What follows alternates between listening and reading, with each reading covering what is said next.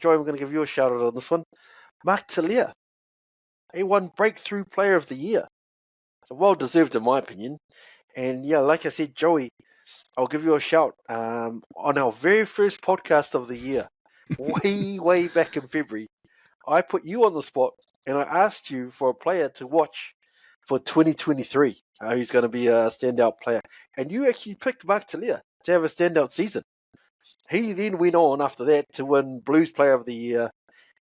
He nailed the left wing spot ahead of multiple other contenders. You think about Sean Stevenson and Caleb Clark and whoever, and a pretty congested outside backs. And he broke the most tackles in that World Cup final and beat the most defenders to set up the only try in that match. And World Rugby have obviously agreed with you by giving him this award. So what did you see in Telea that made you think he was going to be this good for 2023? It's a good pick at the start. I know that before the Super Rugby season kicked off this year, I had been talking to folks in and around the Auckland rugby circles, and there was general chat going on about who people thought were going to be standouts throughout the year and international rugby, who were going to be bolters and that kind of thing in World Cup year. And one of the main names that kept coming up was Mark Telea. Even from one of the chaps in the Auckland rugby circles, one of the players, just said that Mark has some unbelievable core strength. And that, for me, spoke volumes of why he was able to do certain things, and especially even when he went down and played for, was it Tasman? Yep. When he went and played for Tasman, I thought to myself, man, what is he doing down there? Right? And sure, he can play for Tasman in the NPC, whatever, but Super Rugby, playing for the Blues, I thought, no, this guy's going to cement his spot, not only in the Blues, but he's going to really make a good go of getting his name selected in the All Blacks to go to the World Cup. And not only has he done that, he's overachieved and become the only number 11 in the eyes of the selectors, really. Yep. I'm a big fan of Whanganuku, but unfortunately for Whanganuku, his form kind of fell off a little bit in one of the games there, where he was found to have gassed, I thought. Whereas you've got someone like Mark Telea who just seems to never run out of gas and never get tired. He'll make breaks and he will keep making breaks and he will be busy just like Whanganuku was trying to be. And I really liked that about Whanganuku, where he was looking to do work as a winger and come in and, pick the ball up and go and hit the rucks and what have you. But Mark Telea just seemed to be even a level above that in terms of wanting more work, wanting to be utilised. I go back to thinking about rugby league days in terms of the NRL and Origin and even International League, where a superstar by the name of Wendell Sailor, when he transitioned over to rugby, one of the main things that he was remembered for in the rugby circles was his one-liners from out in the wing, where he would say things like, use me, don't waste me. Use me, don't waste me. And, he actually meant it, but, guys around him or guys who played against him would see the funny side in that, he loved himself so much that he thought of himself so highly that, he would say things like that. But Wendell was that kind of player, right?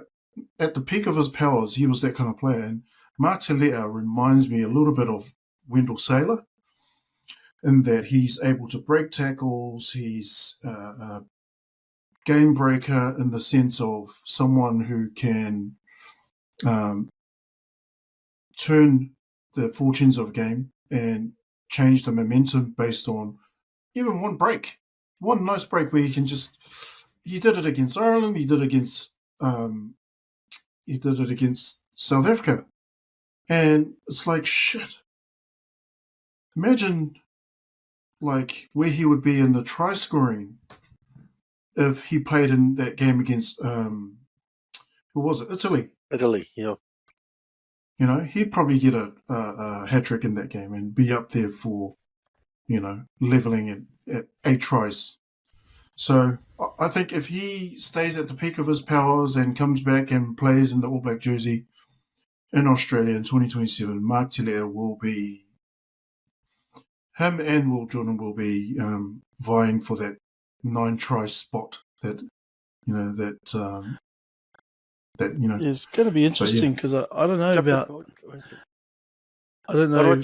Yeah, just because, you know, we talk about the tally of tries and how easily that one pass that Mo'unga decided to hold on to. You know, Jordan could be sitting on 9 already for this World Cup. But when we go back to the what-ifs of Jonah Lomu, if he had played in that Japan demolition of Japan back in 95, that's right. whether his tally could have been even more because he played. He didn't play. Yeah, would have been even more so.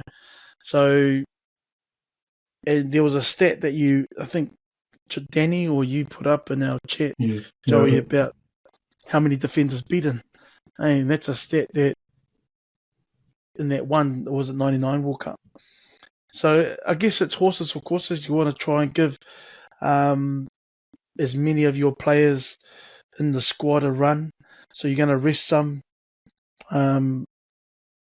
Despite all these records, that could be a possibility if they were to play. But then you do that at the detriment of them being fatigued or getting injured in some of the games that you can save them for a tougher match later on in the tournament. So you sort of try and navigate that space with who plays in what games. And so you saw some players play in that Italy game, but there was a good majority of the players that were in the knockout stages that played in that Italian game too, because they needed a decent hit out after you know, a lot of talk that Italy were going to bring it to the All Blacks. But yeah, good thoughts there. Also, that stat you brought up, just for our listeners who aren't sure, we're talking about Jonah Lomu, 49 tackle breaks. Defenders beaten. 49 defenders beaten. And that's the most ever in World Cup, in a single World Cup ever. As you'd expect from someone like Jonah. You know, he was like, he was 6'5", 120 kgs. But if you compare him to Mark Telea is like 6 foot, 6'1", pretty slim dude. So the breaks in tackle breaks he's getting, you'd think he was more in the Jonah Lomu window sailor type of mold, and he's just not that. He's not that beastly guy. He's not Whainganuku even. But he had 40 tackle breaks this World Cup, and that's second all time in a single World Cup. And he played one game less because he got suspended for that quarterfinal because he met a beautiful French lady. And I don't know if he would have got 10 tackle breaks to take the record, but for him to be second in this first World Cup, that's the second most ever in history. Joey, mate, I've got to give you a shout because when you mentioned Mark Telea way back in February as the player to watch out for, a player who's going to have a great season, I was thinking about Lester Whainganuku, Sean Stevenson, Caleb Clark, and the amount of competition he had. I wasn't even 100% sure he was going to even get to the All Blacks at that World Cup, just the amount of depth we had on those outside backs. So, like I mentioned before, for you and Raj, I've always put you guys on the spot, and you guys aren't afraid to give your predictions.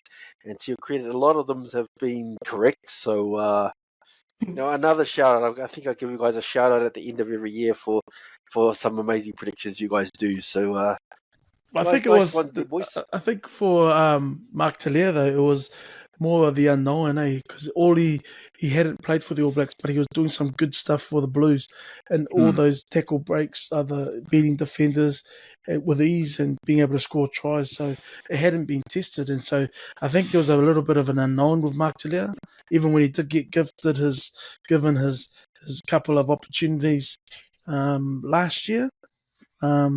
And so that was the first time, and he, wasn't able to sort of penetrate the lines as much as he was doing with these in Super Rugby. But I think as the more confident he became in the black jersey, and especially after this stellar season that he had with the Blues, again doing the same thing that Mark Telea has been doing, being able to break and slip through tackles that most players would, be taken to ground for. But and then he was just able to translate that once he was, I believe, just didn't look at a test as any different, but it was just him playing rugby, and so he was still slippery even at this Rugby World Cup. So it was interesting because I think not only did Joey make mention that he would be somewhat of a breakout player, but it was just, I think, the unknowns and him being underestimated, and they're saying that he might be too small as well for an international rugby player. But